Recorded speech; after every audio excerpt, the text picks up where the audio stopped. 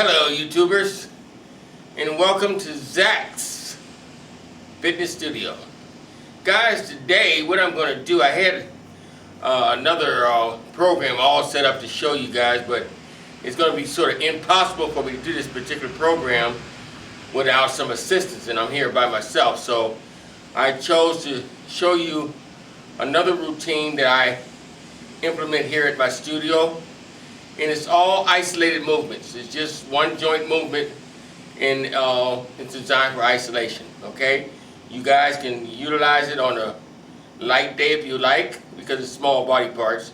But what we're going to be concentrating on are the biceps, okay, the triceps, posterior shoulders, and anterior delts, okay?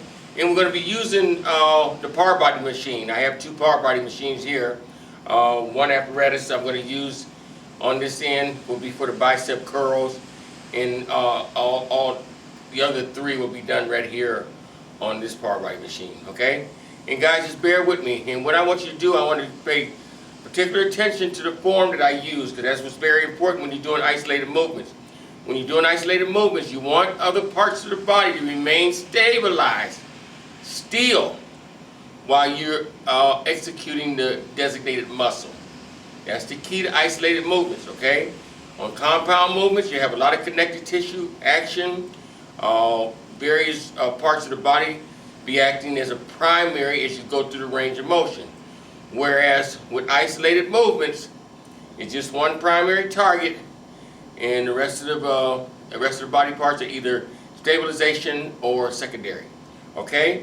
Guys, we're going to start off with the bicep curls.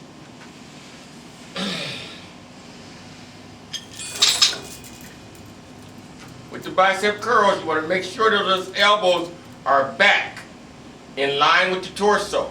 And all you're going to do, maintain a straight wrist. Don't compromise the wrist curl for the bicep curl. Concentrate at the top of the movement. You want to concentrate on squeezing that bicep. Squeezing the bicep at the top of the movement. Squeeze. Again, like in all my videos, guys, I do not count repetitions. I just merely do the exercise until I feel the muscle responding to the movement.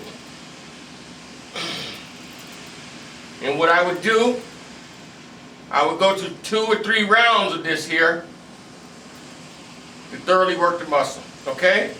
Once I finish that bicep curl, guys, I'll go right to tricep press downs. Elbows locked in, squeeze at the bottom of the movement. Work at the back of the arms. Squeeze at the bottom of the movement. Maintain this, a solid position with those shoulders. You don't want those shoulders moving. And you can always tell when the shoulders are moving because the elbows will start to float back and forth. When I'm doing a tricep press down, guys, I like to concentrate on the tricep only. So I use a thumbless grip. And what I mean by that, I place my thumbs over the bar instead of around the bar. Squeeze those triceps. Once I complete that movement, I'll put this here back up on the rack, and I'll have a seat to go right into my posterior shoulders. Posterior shoulders.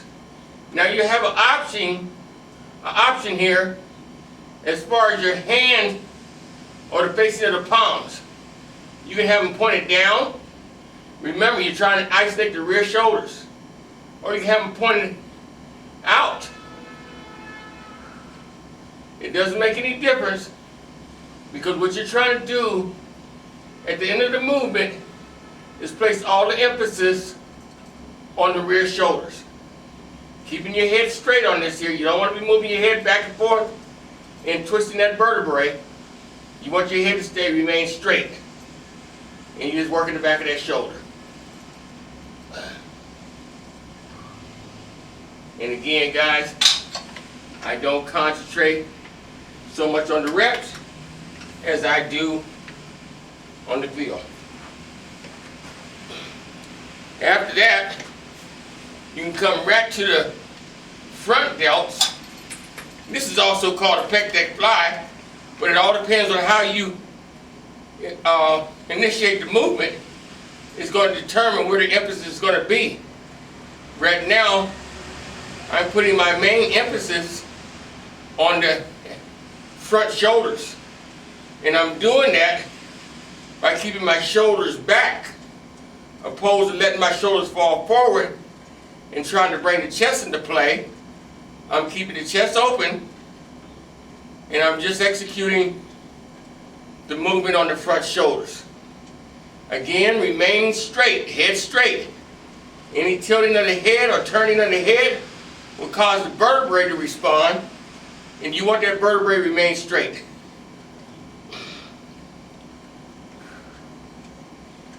Excellent.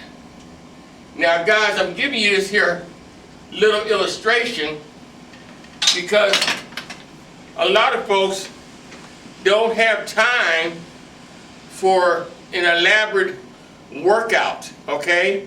So you want to cut to the chase. This method I'm showing you here will allow some people, using common sense of course, to be able to work out 5 days a week where they isolate different body parts. There's no compound movements here, so there's no great demand on the muscles, the joints, as well as the nervous system because of the fact that you're isolating. These smaller muscles don't require a lot of weight, but you always want to select the weight that's going to cause your muscles to be challenged. That's what's important, that you select that weight that your body be challenged. And work it to the zone, okay? Instead of working from 1 to 12 or 1 to 15, work it to the zone. All right, and then once you establish that, when you come around for your second round, the muscles are going to be well flushed with blood and oxygen, and they're going to respond a lot faster. Keep working it into the zone. And of course, if you feel that you have something left at the end of that second set, by all means, include the third set. Okay, and again, work into the zone. So those muscles will really be intact and you're really making an effort to try to get the repetitions out. Guys, I really appreciate you tuning in again to Zach's Fitness. This is another little tidbit that I'm sharing with you guys about exercise and how to incorporate exercise in your daily life. Okay? Thank you for watching. Like my videos, comment, and please subscribe to the channel. That's ZACFitnessStudio, all one word. You have a great day, and again, thanks for tuning in to Zach's Fitness.